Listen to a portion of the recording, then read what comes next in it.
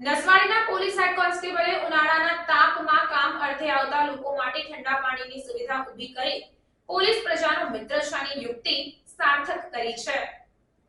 છોટાઉદેપુર જિલ્લાના નસવાડી તાલુકામાં આદિવાસી શિક્ષિત પરિવારમાં જન્મ લેનાર ધીરજ રાઠવા નસવાડી પોલીસ સ્ટેશનમાં હેડ કોન્સ્ટેબલ તરીકે ફરજ બજાવે છે અને નસવાડી તાલુકા મથકથી તેઓ પરિચિત હોવાથી નસવાડી તાલુકાના 212 ગામડાની પ્રજા કોઈ પણ કામ હોય તો નસવાડી ખાતે જ આવવું પડે છે। ત્યારે હેડ કોન્સ્ટેબલ ધીરજ રાઠવાને અંતરાત્મામાં વિચાર આવ્યો કે મારા તાલુકામાંથી આવતી આદિવાસી પ્રજાને આવા ધૂમ ધકતા તાપમાં પાણીની તરસ તો લાગે, પાણીની તરસ બુઝાવવા ગરીબ પ્રજાને વેચાતું પાણી લેવાનું પોષાય નહીં।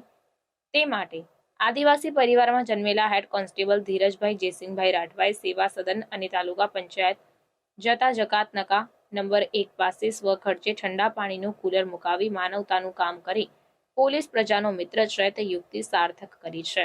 હવે કામ અર્થે આવતી પ્રજાને ધૂમ ધકતા તાપમાં ઠંડુ પાણી વિનામૂલ્યે પીવા મળશે તેવો આ આદિવાસી પરિવારમાં જન્મેલા ધીરજ રાઠવાએ સંતોષ વ્યક્ત કર્યો હતો।